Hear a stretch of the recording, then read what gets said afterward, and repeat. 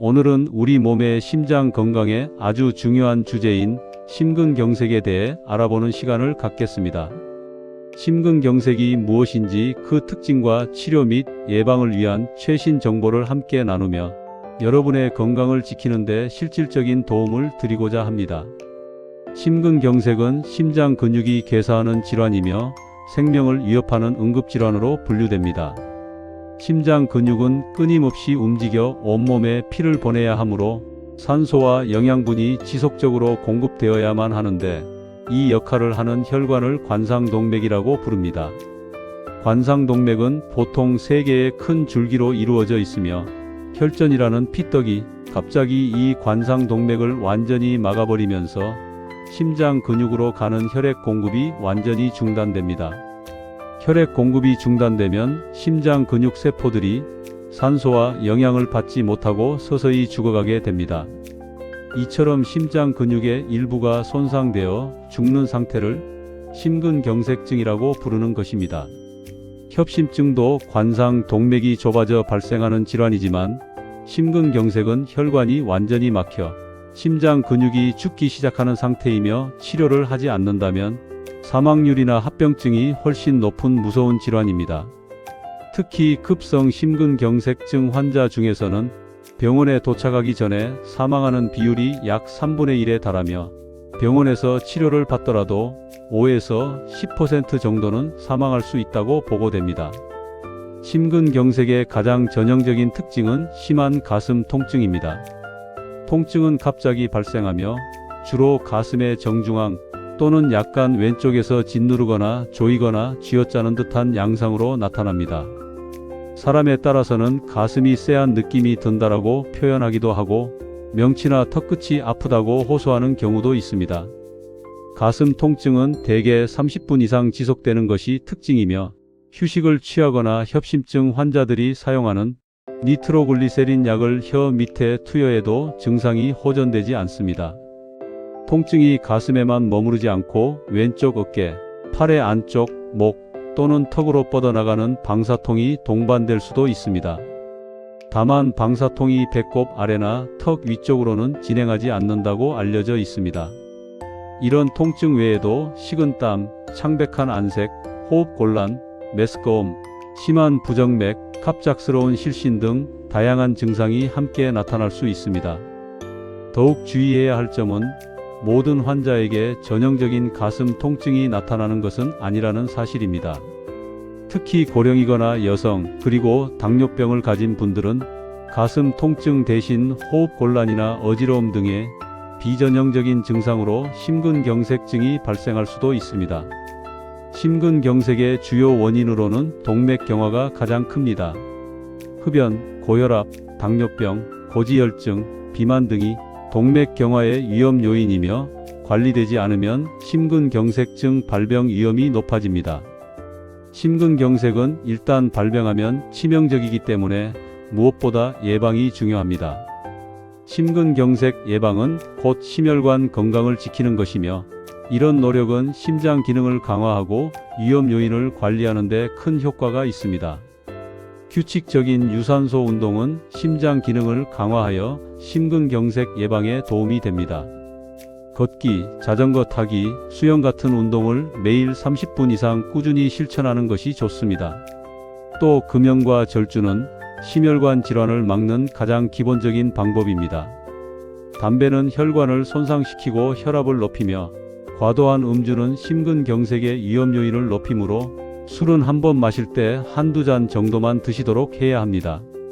건강한 식습관은 콜레스테롤 수치와 혈압을 관리하여 동맥경화를 늦추는 효과를 가져옵니다. 짜고 기름진 음식을 피하고 저염식과 저지방 식이를 기본으로 하며 신선한 채소와 과일, 통곡물을 충분히 드시는 것이 심혈관 건강에 좋습니다. 특히 등푸른 생선의 풍부한 오메가3 지방산과 견과류의 많은 식물성 오메가3 지방산인 알파리놀렌산은 고지혈증을 개선하고 혈전 형성을 예방하는 데 효과적입니다. 또 정기적인 검진을 통해 고혈압, 당뇨병, 고지혈증과 같은 위험 인자들을 조기에 발견하고 꾸준히 치료하는 것이 심근경색 예방에 결정적인 도움이 됩니다. 또 평소 예방하고 관리하는 생활 습관은 우리 몸의 혈관 건강을 개선하는 데 도움이 됩니다. 매일 30분 이상 땀이 날 정도의 유산소 운동을 꾸준히 하시면 적정 체중과 허리둘레를 유지할 수 있습니다. 비만, 특히 복부 비만은 심장 건강을 해치는 대표적인 위험인자이며 체중 관리를 잘하시면 심장에 가해지는 부담을 줄여주는 효과가 있습니다. 음식을 싱겁게 드시고 채소와 생선을 충분히 드시는 건강한 식습관은 혈압을 낮추고 콜레스테롤 수치를 개선하는 데 직접적인 도움이 됩니다. 짜게 드시면 고혈압을 유발하고 콜레스테롤이 많은 기름진 음식은 혈관에 죽상반을 쌓이게 해 동맥경화를 촉진합니다. 혈관에 콜레스테롤이 쌓여 혈관이 좁아지면 혈압이 오르고 높아진 혈압은 다시 혈관에 미세 손상을 일으켜 콜레스테롤이 더 쉽게 쌓이는 악순환을 만듭니다. 건강한 식단은 이런 악순환의 고리를 끊어주는 역할을 합니다. 고혈압, 당뇨병, 이상지질혈증 같은 기저질환을 약물로 잘 조절하면 심근경색 발병 위험인자를 철저히 예방할 수 있습니다. 병원에서 처방받은 약은 의사의 지시에 따라 매일 같은 시간에 빠뜨리지 않고 드셔야 하며 약 드시는 것을 임의로 중단하시면 안 됩니다. 마지막으로 스트레스를 줄이고 즐거운 마음으로 생활하는 것은 심장이 스트레스에 민감하게 반응하여 혈관 수축을 일으키는 것을 막아 혈관 건강을 지키는 데 도움이 됩니다. 그리고 명상, 요가, 취미 활동 등으로 일상의 스트레스를 관리하는 것이 중요합니다. 심근경색을 관리하는 데 있어서는 주로 의약품과 건강기능식품 그리고 식품으로 나눌 수 있습니다. 의약품은 심근경색을 치료하거나 재발을 막기 위해 의사의 처방에 따라 드시는 필수적인 치료 수단입니다. 아스피린 같은 항열소 판제, 콜레스테롤을 낮추는 스타틴 계열의 약물, 그리고 베타 차단제 등이 있습니다. 이런 약들은 질병의 진행을 막고 합병증 위험을 줄이는 객관적인 효과가 입증되어 있습니다. 예를 들어 스타틴은 체내 콜레스테롤 생성을 막는 데 거의 유일한 약제이며 심근경색 재발 방지를 위해 베타 차단제 역시 지속적으로 드시도록 권고하고 있습니다. 다만 약물은 반드시 의사의 지시에 따라 드셔야 하며 특히 다른 약물을 함께 드실 때는 담당 의사에게 알려야 합니다. 건강기능식품은 심근경색의 예방 및 보조 관리에 도움을 줄 수 있는 원료를 함유하고 있습니다. 예를 들어 오메가3 지방산, 홍삼, 코엔자임 Q10 등이 심혈관 건강에 도움을 준다고 알려져 있습니다. 건강기능식품을 선택하실 때는 원료의 기능성을 반드시 확인해야 합니다. 즉, 의약품은 치료에, 건강기능식품은 보조에, 그리고 식품은 건강한 생활 습관 유지의 기본에 각각 초점을 맞추고 있다는 차이가 있습니다. 심근경색 치료에 사용되는 약물 복용 시 주의사항으로는 먼저 재발 위험 때문에 의사의 지시 없이 임의로 약물 복용을 중단해서는 절대 안 됩니다. 또 약 드시는 것을 잊었을 경우 생각난 즉시 드시도록 하며 다음 복용 시간과 너무 가깝다면 건너뛰고 다음 복용 시간부터 원래대로 드셔야 합니다. 한 번에 2배의 용량을 드시는 것은 위험하며 특히 아스피린을 함유한 감기약은 피해야 합니다. 또 약효에 영향을 많이 받으므로 규칙적인 식사를 하는 것이 중요합니다. 다이어트를 위한 단식이나 과식은 피하는 것이 좋습니다. 발병 초기에는 급성 심부전, 부정맥 등 위험한 합병증이 발생할 수 있으므로 상태가 안정된 후에도 장기적으로 심부전, 부정맥 등이 발생할 수 있다는 점을 기억하고 지속적인 치료와 정기 진찰이 중요합니다. 응급 상황 발생 시 주의사항도 매우 중요합니다. 가슴 통증이 30분 이상 없어지지 않는 등 급성 심근경색증이 의심되는 증상이 발생했다면 즉시 119를 불러 가장 가깝고 큰 병원 응급실로 가야 합니다. 움직이지 않는 것이 좋으며 환자가 직접 운전하는 것은 매우 위험합니다. 발병 2시간 이내에 치료받는 것이 생존율을 높이는 핵심임을 기억하셔야 합니다. 다음으로 심근경색에 대해 일반인들이 잘 모르고 있거나 최신 연구를 통해 밝혀진 흥미로운 사실들이 있습니다. 심근경색의 비전형적인 증상에 대한 것입니다. 심근경색의 통증은 흔히 인간이 느낄 수 있는 최고의 통증이라고 표현되지만 고령자, 여성, 그리고 당뇨병 환자 중 일부는 통증 없이 호흡곤란, 어지러움 또는 명치 통증만으로 심근경색증이 발생할 수 있습니다. 이런 비전형적인 증상 때문에 진단 시기를 놓치는 경우가 많으므로 특히 위험인자를 가진 분들은 이런 증상도 주의 깊게 살펴봐야 합니다.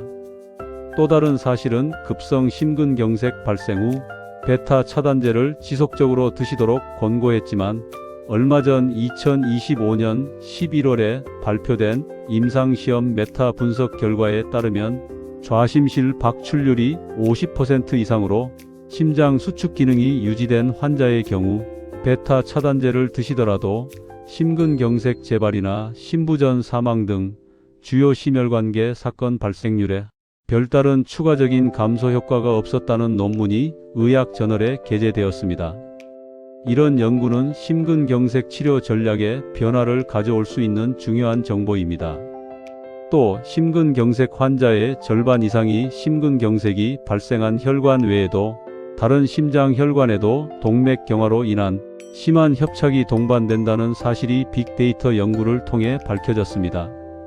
이 경우 심근경색 발생 후 30일 이내에 사망할 확률이 2.5배 높아진다고 보고되었는데 이런 사실은 단순히 막힌 혈관 하나만 치료하는 것이 아니라 다른 혈관의 상태까지도 면밀히 살펴봐야 함을 시사합니다. 지금도 심근경색의 치료와 예방에 대한 중요한 뉴스와 연구 결과들이 꾸준히 발표되고 있습니다. 2025년 10월 연합뉴스 보도에 따르면 심근경색 발생 후 3일에서 7일 안에 표준 치료와 함께 줄기세포를 관상동맥에 주입하는 치료를 진행하면 심부전 발생 및 관련 입원 위험을 절반 이하로 낮출 수 있다는 연구 결과가 나왔습니다. 심근경색 후 생존율은 높아졌지만 이후 심부전 발생률은 증가하는 추세였기에 이 연구는 심근경색 후 관리의 새로운 지평을 열어줄 수 있는 매우 중요한 정보입니다. 신약 개발에 대한 연구 결과도 있습니다. 서울 아산병원 연구팀은 지방세포에서 분비되는 CTRP9이라는 물질이 동맥경화와 심근경색을 개선시키고 혈관을 튼튼하게 한다는 사실을 동물 실험과 환자 혈액 분석을 통해 밝혀냈습니다. 현재 콜레스테롤 생성 억제제인 스타틴 외에 동맥경화 예방에 효과가 입증된 약이 없는 상황이므로 CTRP9 수치를 이용한 발병 위험 예측 바이오마커 개발과 새로운 표적 신약 개발에 큰 기대를 모으고 있습니다. 심근경색 발생률의 증가세도 주목해야 합니다. 질병관리청의 분석 결과 심근경색증 발생 건수는 지난 2011년 약 2만 2천 건에서 10년 뒤인 2021년에는 약 3만 4천 건으로 54% 넘게 증가했습니다.